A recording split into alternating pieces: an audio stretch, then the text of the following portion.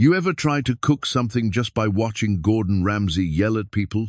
You follow every step, measure everything right, and it still turns out terrible. That's kind of what failure feels like. You keep copying the motion, but you're missing the taste, the intuition that only comes from burning your hands once or twice. We love the idea that effort equals progress. If you keep pushing long enough, you'll make it. But sometimes, all you do is dig deeper in the same wrong direction. The truth is, most of us don't fail from laziness. We fail from repetition, repeating the same pattern and calling it perseverance. It's like running on a treadmill, sweating buckets, but the view outside never changes. You're exhausted, not evolved. And the worst part? You think more effort will fix it.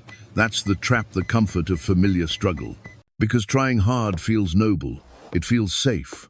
But if you're always failing, maybe it's not about trying harder, it's about trying differently. It's not that you're not trying hard enough, it's that you're trying the same way, expecting the world to shift around you. Effort, on its own, is neutral. Like a car engine revving in neutral gear, loud, impressive, but going nowhere. We grew up being told that hard work solves everything. Study hard, grind harder, push through. But nobody warned us that smart effort beats blind effort every time. The truth? Success doesn't come from stacking more hours. It comes from upgrading the algorithm that drives those hours. If you run the same command again and again, try harder, without debugging why it fails, you're not improving. You're just overclocking a broken system. So maybe it's not about intensity, but direction. Not about trying until you burn out, but about stopping, recalibrating, and trying with awareness. That's the shift, not more but different. Bro, that's easy to say. You don't get it. I have tried differently. I've switched jobs, changed routines, moved cities, and still ended up stuck. Sure, but here's the catch. Did you change the method or just the setting? Because painting the same picture in a different room still gives you the same art. You think you're experimenting, but most of the time you're just rearranging your failures. New tools, same mindset. And I know that sounds harsh, but think about it.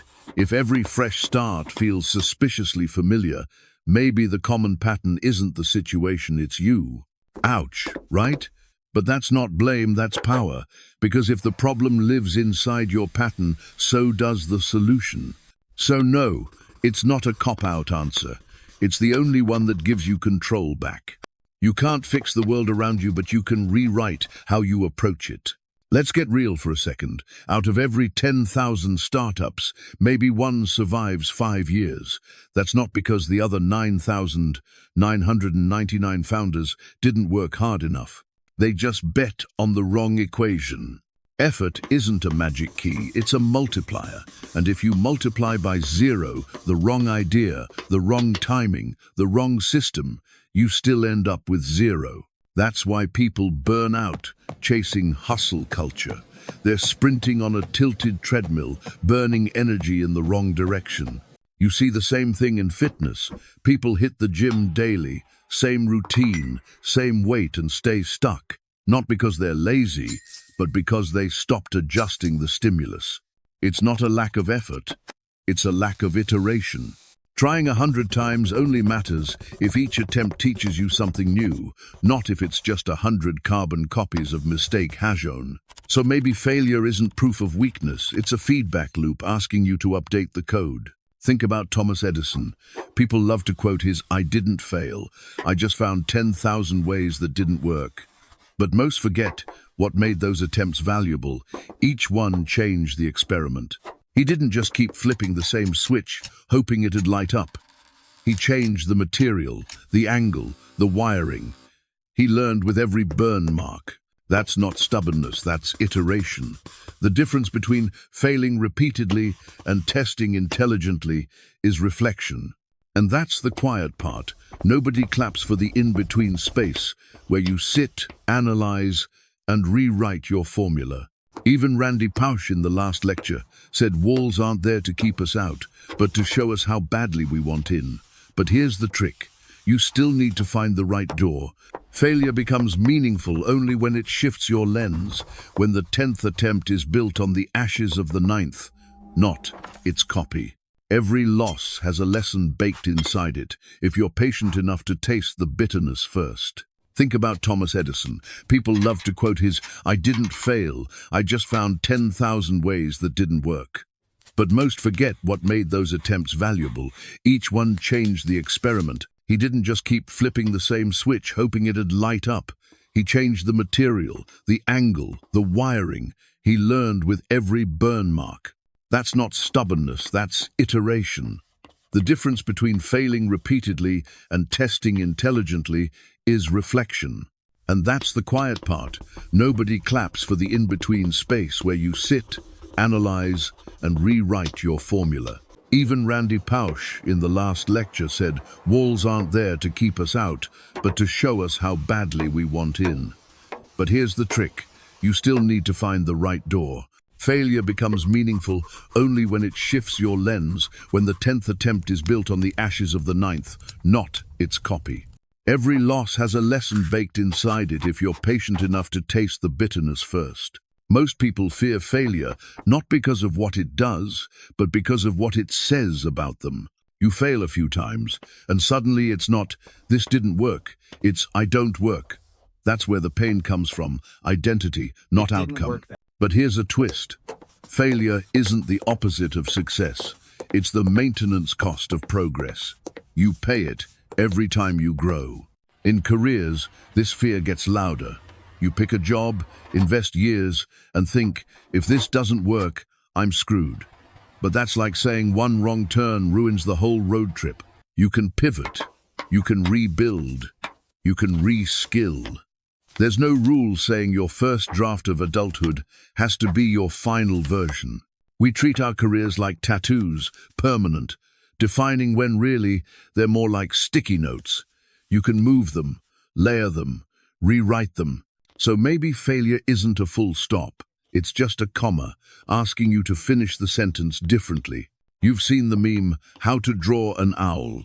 Step 1, draw 2 circles. Step 2, draw the rest of the owl. Easy, right? That's how most self-help advice sounds. Just believe in yourself. Just work harder. Just start. Cool, and then what? You can't turn chaos into clarity in 2 steps. Life doesn't run on cheat codes. It runs on messy drafts and tiny, unglamorous repetitions. Real progress looks boring up close. It's deleting, rewriting, failing, adjusting, not some cinematic montage with background music. You can't master success like a TikTok recipe. You can't just do it without knowing what it is. The problem isn't that advice is wrong, it's that it's incomplete. Nobody tells you about the middle part, the gray zone, where you're neither winning nor quitting, just learning to survive. So no, you can't draw the owl in 2 steps, but you can sketch, erase, and refine until it starts looking like something alive.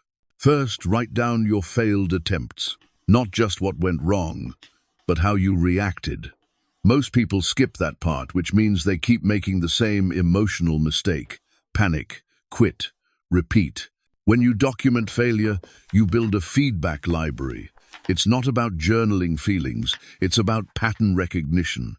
Oh, this is the 3rd time I gave up right before it got interesting. Second, change your environment. Not your personality, not your motivation, just the setting. Because context is invisible but powerful. You don't need a new mindset, you need new stimuli. Move your desk, switch your morning routine, talk to someone who doesn't think like you. Each micro-adjustment nudges your brain toward a new version of effort. It's like brushing the corners of your teeth, tiny habit, long-term payoff. Or wearing sunscreen, invisible now, gratitude later. Real growth is stealthy. You won't see it day by day, but your future self will. So maybe you're not failing. Maybe you're just in the loading screen, that awkward pause before life spawns your next level. You can mash the buttons, scream at the screen, or take a breath, check your stats, and remember why you started playing. Because effort isn't wasted. It's cached experience sitting quietly in your system, waiting for you to use it right this time. And yeah, maybe it took 100 tries. So what? The universe runs on retries. Every sunrise is proof that failure expires daily. So go again. Try differently, not harder. Don't chase perfection, chase curiosity. That's where the real upgrades hide. And hey, if this made you think or made you smile through your midlife existential loading bar, hit subscribe. Not because it helps the algorithm, though it does, but because maybe next time you'll fail a little smarter.